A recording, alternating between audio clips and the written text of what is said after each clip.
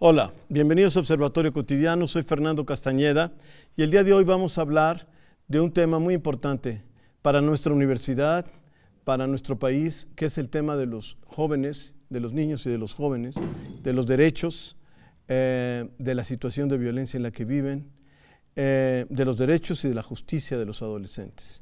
Y para platicar sobre el tema, tengo el gusto de estar con Jimena Cándano, directora de la Fundación Reintegra. Gracias por estar aquí, Jimena.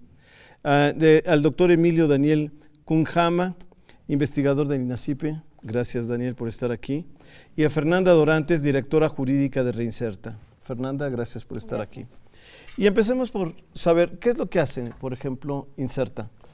Bueno, en Reinserta trabajamos principalmente con niñez que está en contacto con el sistema penal y con el sistema penitenciario, y también trabajamos con adolescentes en conflicto con la ley, principalmente aquellos que han cometido delitos de alto impacto social. Trabajamos con ellos desde dos enfoques. Desde el momento en que se encuentran en los centros de internamiento, tratamos de dotarles de herramientas para que una vez que salgan, puedan contar con las habilidades y las herramientas para tener procesos de reinserción eficaces. Y también tenemos un centro de reinserción ya afuera, un centro de reinserción de Reinserta, en el que se da continuidad a estos procesos de reinserción con estos adolescentes desde enfoque de justicia restaurativa, habilitación laboral, habilitación académica y salud mental.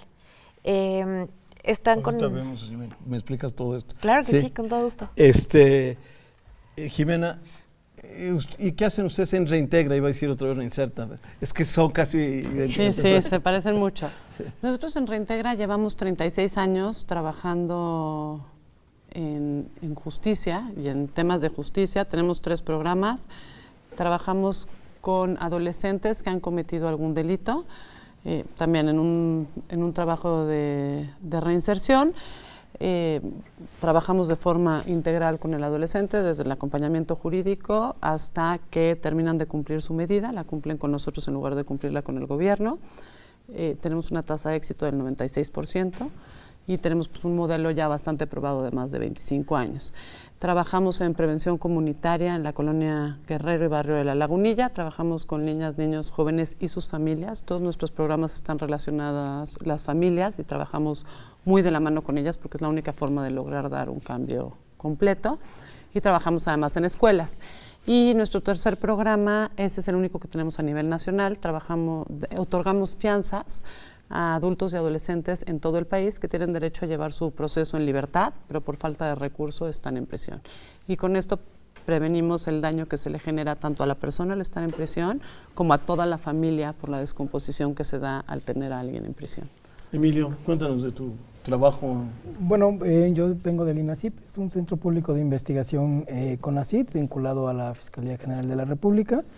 Directamente yo estoy en el área de investigación, soy profesor investigador de ahí. Mis líneas de investigación prácticamente es violencia juvenil, hago sociología de la violencia, sociología jurídica, reconstruyo historias de vida y estoy haciendo como trabajo de campo y hago proyectos de intervención comunitaria en zonas consideradas de alto riesgo, en las que, bueno, pues lamentablemente son espacios en donde se han atrapado por la delincuencia organizada, por ciertos tipos de procesos de violencia extrema, que bueno, es en donde tenemos que estar trabajando. Prácticamente es lo que hago yo. El instituto pues está vinculado a la Fiscalía, capacita a ministerios públicos, capacita a peritos, tenemos un área de posgrado, damos maestrías en criminología, victimología, criminalística, etcétera.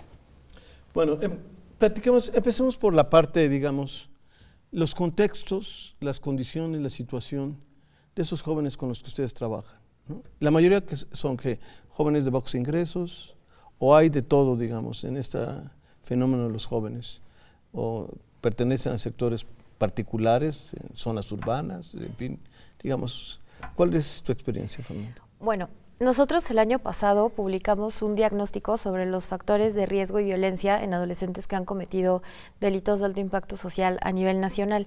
Y sin el afán de criminalizar ciertas condiciones sociales o económicas, sí con miras de esta condición multicausal del delito y la violencia, hemos encontrado ciertas cuestiones recurrentes. Por ejemplo, en 7 de cada 10 de estos adolescentes que han terminado en internamiento, el ingreso mensual de la familia es menor de los 6,000 pesos. Más del 64% de ellos no habían concluido con la educación básica antes de entrar a una comunidad de internamiento. 3 de cada 4 de estos chicos reportaron que al menos una vez en su vida habían padecido hambre como una condición sistemática. Y más del 70% reportaron haber sufrido alguna condición de violencia, negligencia o descuido familiar. Y bueno, ya de ahí nos vamos a otras estadísticas que tienen que ver con el entorno. Por ejemplo, 7 de cada 10 de ellos reportaron que en sus comunidades tenían acceso a armas y en esta misma proporción señalaron que habían generado algún tipo de contacto con grupos de delincuencia organizada. Por ejemplo, lo último que mencionas de las armas, ¿es algo reciente o tú crees que incluso para gente que ya es mayor, etcétera, también vivió ese tipo de situaciones? ¿O es algo que surge ahora con el aumento de la criminalidad, de la violencia, del crimen organizado? Yo creo que tiene que ver con esta dinámica de crimen organizado. Creo que esto surge de unas 3 décadas para acá. Creo que tiene que ver como tal con la fenomenología de la delincuencia organizada. Obviamente incrementó el intercambio de narcóticos hacia el norte y de armas hacia el sur. Entonces, por supuesto que eso ha repercutido en la vida de nuestros niños y de nuestros adolescentes. Es un problema macro que tiene una incidencia brutal en la esfera individual de nuestra niñez. Jimena, ¿y tu experiencia que tienes en la colonia Guerrero estás trabajando con jóvenes, ¿no? Y con las familias y en nuestra experiencia, por ejemplo, no vemos tan claro que sea un tema de pobreza y sobre todo pobreza extrema, ¿no? Sobre todo en la Ciudad de México. Reinserta trabaja más con delitos de crimen organizado, narcotráfico, secuestros. Nosotros trabajamos con todos los delitos que no son de alto impacto. Entonces, sí trabajamos con una población un poco diferente y más bien lo que vemos es que es un tema, primero, de cultura de legalidad, ¿no? De no saber cómo hasta dónde. Segundo, de normalización, tanto en la familia como en la comunidad. Y tercero, sí es un tema aspiracional, ¿no? O sea, cuando tú les preguntas, oye, pero ¿por qué, no? Pues me quería comprar los tenis, ¿no? Y pues no tengo dónde trabajar. O no tengo, o sea, sí hay ciertas, o sea, esta idea de es el que se está muriendo de hambre se roba un bolillo, la verdad es que no es lo que nos encontramos en el día a día. Sin embargo, tampoco es con la intención de buscar hacerle daño a alguien. O sea, simplemente eso es lo que han visto siempre. Y así pero, por se ha ejemplo, manejado no hay siempre. violencia, digamos, no hay un ambiente de violencia que genera también frustración. No, por eso te digo, o sea, es la normalización en la que viven. Ellos viven violencia en su casa, viven violencia en la comunidad, viven violencia en la escuela, los que aguantan X tiempo en la escuela, y viven violencia con el resto de la sociedad hacia ellos. O sea, yo sí creo que aquí sí somos corresponsables.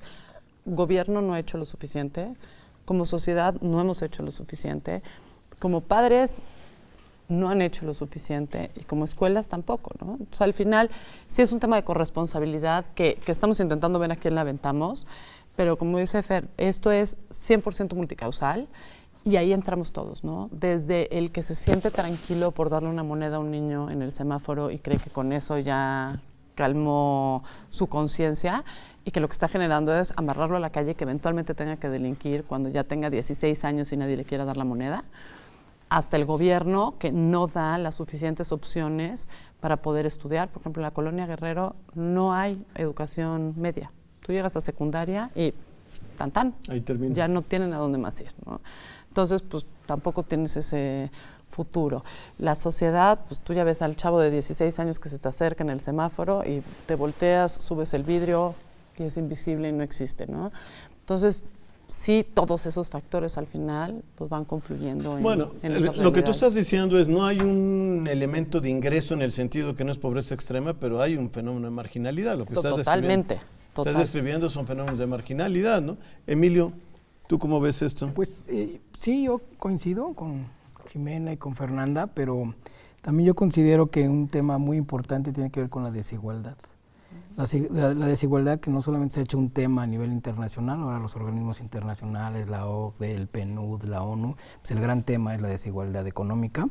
Sí, es importante, vemos como ahora los estudios recientes que se han generado sobre la desigualdad en México, pues marcan cómo hay una tendencia todavía a ensanchar más esa desigualdad. El PNUD en el Índice de Desarrollo Humano, el más reciente a nivel municipal, nos marca cómo tenemos municipios con un índice de desarrollo humano igual que Australia, pero por otro lado tenemos un índice de desarrollo humano por debajo del Congo, ¿no? Entonces tenemos esa brecha que es muy importante. Sin embargo, lo que considero es que no solamente lo que está impactando es el tema de la desigualdad económica, sino el tema de la desigualdad en el acceso a los derechos. Y entonces ahí también nos desdibujamos, no solamente en la cuestión económica de pobreza extrema, sino qué tanta facilidad tienen los jóvenes para poderse meter, por ejemplo, a un circuito de educación, como ya decía Jimena, a un circuito de empleo, pero de un empleo que tenga como mayor satisfacción de calidad. Vivimos un proceso de precarización y de flexibilización de condiciones laborales que no nos permite tener un empleo de calidad en los jóvenes. Ya lo decían hace un momento, ¿no? Son jóvenes que están ganando 3,000, 3,500 pesos, mientras que la oferta que da la delincuencia organizada, la delincuencia en general es mucho mayor. Entonces, ¿cómo competir nosotros ante lo que oferta la criminalidad y la violencia? Ese es un tema fundamental, porque además lo que dices del ingreso es muy importante, pero digamos que desde hace más o menos 25 años o 30 años, todo el proceso de transformación de las relaciones laborales, o sea, el romper con empleos permanentes, el generar contrataciones totalmente de las relaciones laborales, es un problema para los jóvenes, ¿no? Y hay un problema, pero por eso yo hablaba de marginación, porque lo que está viendo Jimena en el caso de la colonia Guerrero no es exactamente una necesidad de comerse un pan, no es el hambre extremo, es más bien el sentimiento absolutamente de alienación ante un mundo que no les ofrece nada. Y como tú bien dices, es un problema porque ¿por qué la legalidad no es importante? Pues porque no me sirve de nada, ¿no? Hay que sobrevivir primero. No, bueno, y además no me sirve de nada. Llega un policía y abusa, mi padre se alcoholiza y llega y también abusa, ¿no? Y abusa de mi madre y abusa. O sea, al final de cuentas no hay un orden jurídico al que yo pueda. Nunca he tenido derechos. ¿Por qué voy a respetar los derechos de otros? Y además el tema de la ilegalidad es mucho más beneficiosa que el tema de la legalidad. ¿Hacemos un corte y volvemos? Sí, me permiten, perdón. Regresamos, volvemos.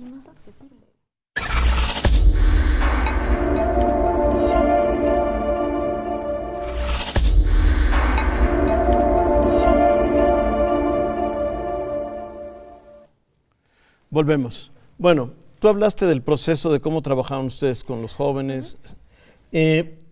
Ustedes trabajan también con los jóvenes que han sido ya detenidos, han estado en la cárcel, y después el problema de la reinserción. Y ahí hablabas de una serie de asuntos que también son muy importantes, ¿no? No basta con que a alguien se le saque de la cárcel y finalmente ya se hizo justicia o lo que sea, sino que hay todo un problema de reinserción. Así es.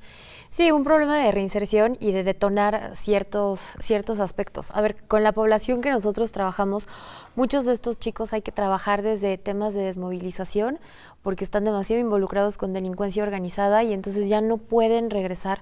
Nosotros trabajamos a nivel nacional en Nuevo León, en el Estado de México y en la Ciudad de México. Entonces de pronto ya no pueden regresar a su comunidad porque tienen amenazas tienen amenazas de muerte o porque se les pide cumplir cierta encomienda para poder pactar su salida con el crimen organizado. Entonces ahí hay que atender desde una cuestión de desmovilización hasta detonar procesos en los que ellos puedan obtener estas herramientas, pero herramientas muy apegadas a la realidad. De pronto se quiere idealizar la reinserción como, es que si les enseñas una actividad manual, una artesanía, entonces ya con eso se reinsertó a la sociedad. Y la verdad es que no. Hay chicos que vienen con una realidad muy compleja, que te quisiera poner un ejemplo nada más rapidísimo. Fue un chico perteneciente a un grupo de delincuencia organizada que constantemente sufría abuso y violencia sexual. Entonces él no podía soportar tener una persona que estuviera parada detrás de él por esta cuestión de estrés postraumático. Nosotros tuvimos que trabajar como toda la parte terapéutica, toda la parte de salud mental, y cuando lo vinculamos con una empresa con la que tenemos alianzas para habilitación laboral, sí tuvimos que concientizarlos mucho de la importancia que era que en la función que él iba a desempeñar, por favor no estuviera una persona detrás de él. Y entonces es una, como decía Jimena, una corresponsabilidad social en la que no nada más fue Reinserta, sino que también se sumó una empresa y se entendió la complejidad de este problema, ¿no? Y fue nada más en un chico. Ahora imagínate como la labor tan importante socialmente que hay que hacer con tantos, ¿no? ¿Y eso es posible? ¿Es viable? Es posible. Digo, en el país en el que estamos, no idealizando. ¿Es posible? ¿No tienes problemas? Estamos tratando de hacerla posible. Jimena. Hay casos más fáciles unos que otros. Yo creo que sí es posible. Yo creo que sobre todo hablando de adolescentes, están todavía en un proceso de formación, entonces es mucho más fácil. O sea, lo que están buscando es quién los guíe y por dónde. Entonces, sí creo que es posible y es mucho más fácil. Sí creo que hay dos temas que son muy importantes. Primero, como sociedad tenemos que dejar de buscar venganza y empezar a buscar justicia. Porque por buscar venganza tenemos a muchos inocentes en prisión y las víctimas tampoco están teniendo reparación del daño o la seguridad de que aquel que está en la cárcel sí es su victimario, ¿no? O aquel que fue condenado a lo que sea. Y entonces, mientras no busquemos este tema de justicia, donde ambas partes puedan salir bien librados, porque el aventar a alguien a prisión y pensar que desaparece, pues es muy iluso. Digo, probablemente en 5 o 6 años va a acabar saliendo y va a salir muchísimo peor y además con un enojo y un odio a la sociedad que va a ser aún más peligroso, ¿no? Entonces, esa sería como la primera parte. Y la otra es el tema de trabajar mucho y proteger mucho a nuestros niños, ¿no? El tema de primera infancia, que pues, estamos viéndolo muy abandonado, ¿no? Tenemos que empezar a proteger mucho más a nuestros niños. Casi todos han sufrido abusos por algún miembro de la familia, hombres y mujeres, o han sufrido abusos en la comunidad, en la escuela. Entonces, este tema, o sea, ¿qué esperamos de ellos si ni siquiera podemos defenderlos y protegerlos en el momento más importante de formación que tienen? Y luego, pues claro, van creciendo con todas estas carencias y llega un momento en que la única forma en la que encuentran de defenderse, sobrevivir, es pues sí, acercándose a estos grupos o ellos mismos introyectando la misma imagen del victimario, ¿no? Entonces, creo que sí es muy importante el trabajar pues, primera infancia y niñez y empezar a cuidar mucho más a nuestros jóvenes. Somos una sociedad que, bueno, nosotros sí creo que el mundo, pero los jóvenes tienen la culpa de todo. ¿No? Los niños que no importan, ¿no? Son chicos. Los niños no importan. No piensan, no importa lo que dicen, no importa, ¿no? Los niños no importan que me obedezcan sí. Y los jóvenes son el problema de todo, ¿no? Son los que arman el desaguisado, son los que se van de fiestas. No nos damos cuenta que son la oportunidad de nuestro futuro, ¿no? Entonces, o empezamos a verlos como lo que son, o yo creo que como sociedad, seguiremos teniendo muchísimo trabajo quienes trabajamos en esto y un trabajo cada vez más difícil, porque lo que sí es una realidad, estábamos checando las estadísticas de hace 20 años a la fecha, hoy por hoy el 96% de los chavos vienen con consumo de sustancia. 96%. Pero, ¿consumo alguna vez? ¿O que más o menos cuando van a la fiesta siempre consumen? O sea, pero además, empezando como todo el país, ¿no? Alcohol. Sí. Ese es el primero. Después sí, marihuana, tiner, pero ya nos llegan muchos con coca, muchos poliusuarios. Y ese era un tema que hace 20 años te llegaban con un consumo de alcohol. Explosivo o con adicción, pero era alcohol. Y ahora sí el 96% traen de base alcohol, pero ¿no? le vas sumando. Entonces, algo no estamos haciendo bien, que los perfiles se han ido volviendo muchísimo más complicados. O sea, nosotros de inicio no atendíamos reincidentes ni delitos de alto impacto, y ya de repente nos reímos porque decimos que nos vamos a quedar con 2 chavos, porque casi todos traen o reincidencia o algún miembro de la familia está en crimen organizado. O sea, ya son unas dinámicas mucho más complicadas, que si hace 20 años hubiéramos empezado con políticas públicas, no lo serían, ¿no? Y me preocupa que hoy las políticas públicas que veo Siguen sin- van muy lejos de preocuparse por primera infancia y juventud. Emilio, ¿cuál es tu opinión de la situación hoy de los jóvenes? La verdad es que yo estoy de acuerdo, ¿eh?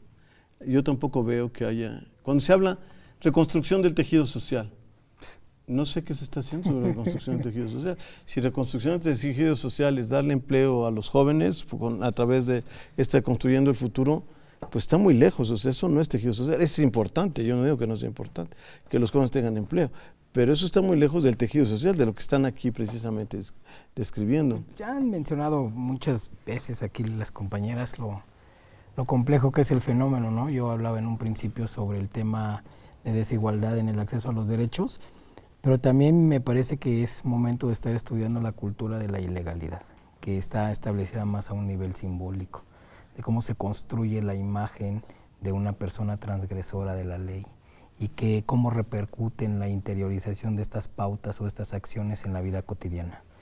Me parece que eso es algo muy importante. Por un lado, bueno, lo que han comentado las compañeras, ¿no? La desigualdad del acceso a los derechos, la parte económica y todo eso, pero también el cómo la cultura de la ilegalidad atrapa y se va produciendo y reproduciendo en ciertos esquemas. Y yo creo que ahí la parte económica se desdibuja. También hay una cultura de la ilegalidad en altas esferas, en donde prácticamente nosotros nos concentramos, digo, porque son los objetos que ustedes trabajan, ¿no? Pues la prisión. Normalmente nosotros nos concentramos en la prisión se convierte como en el chivo expiatorio. Ahí están los malos, hay que trabajar con ellos, pero también hay otro mundo de otros muchachos que no llegan a prisión. Cuando el perfil que decía Fernanda, pues es muy interesante, pero es un perfil de personas que tuvieron la desgracia de llegar a prisión. Pero hay muchas personas que tienen un capital económico, un capital político lo suficientemente potente para no llegar a la cárcel. O sea, hay también delincuencia y hay violencia y todo entre los jóvenes de altos ingresos, pero no llegan a prisión, digamos. Sí, y también mucho... Perdón. No, yo creo que uno de los grandes temas tiene que ver con generar que tenemos un problema de juventudes.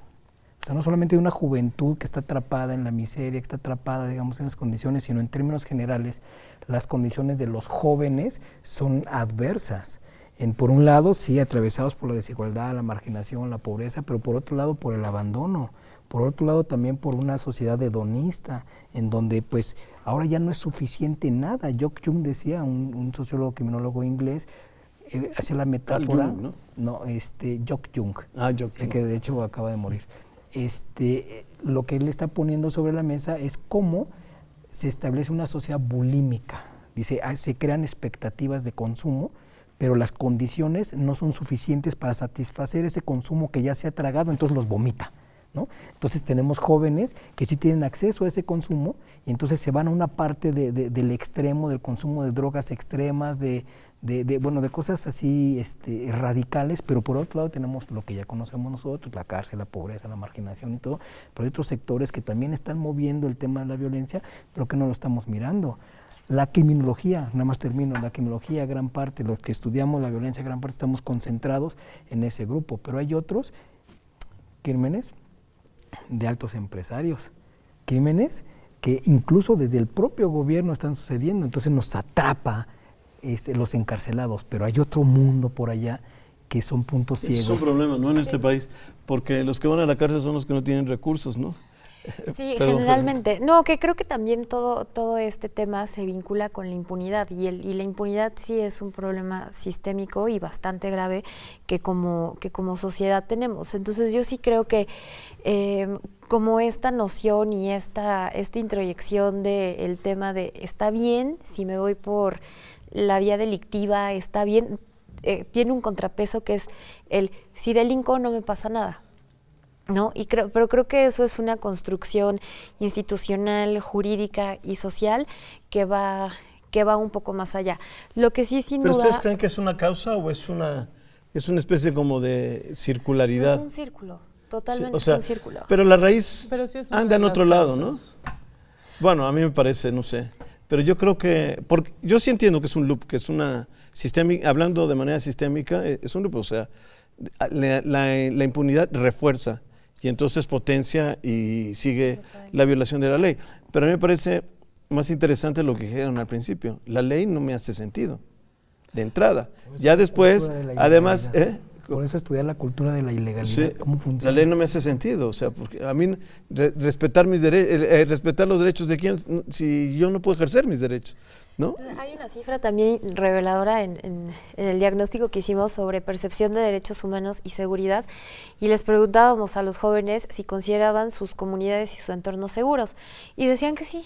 Y así sí los considero muy seguros porque hay patrullas, hay alumbrado, como esto que hablaban, de no necesariamente son condiciones de marginación total, ¿no?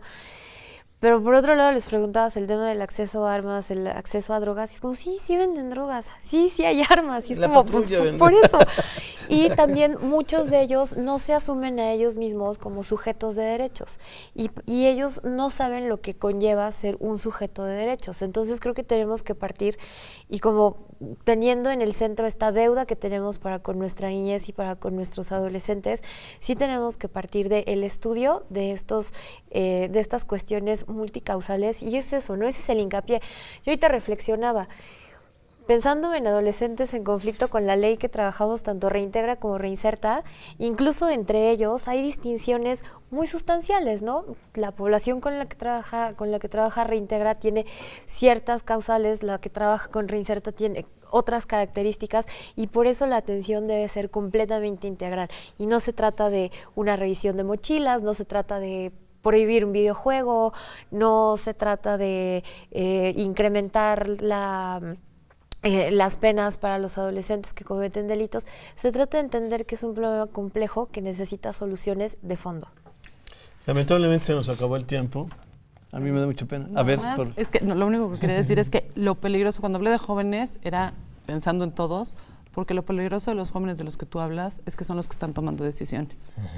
Y eso es un riesgo altísimo. Bueno, definitivamente creo que es un tema que tenemos que volver a tratar y a abundar más en estas cuestiones de los jóvenes, la falta de una comunidad que les dé estructura, ¿no? Hablas, no sé si estarías de acuerdo, pero hay un problema de expectativas, que es lo que está pasando, ¿no? Los jóvenes, ¿no? Viven en un mundo inmediato, sin expectativas, ¿no? No hay algo que les dé estructura, no hay una comunidad que les dé una identidad, que les reconozca, que les dé su lugar. Y todo esto es realmente el problema del tejido social. Así es que bueno, vamos a volver a platicar sobre esto. Les agradezco muchísimo su presencia en este programa. Gracias. Nos vemos en la próxima.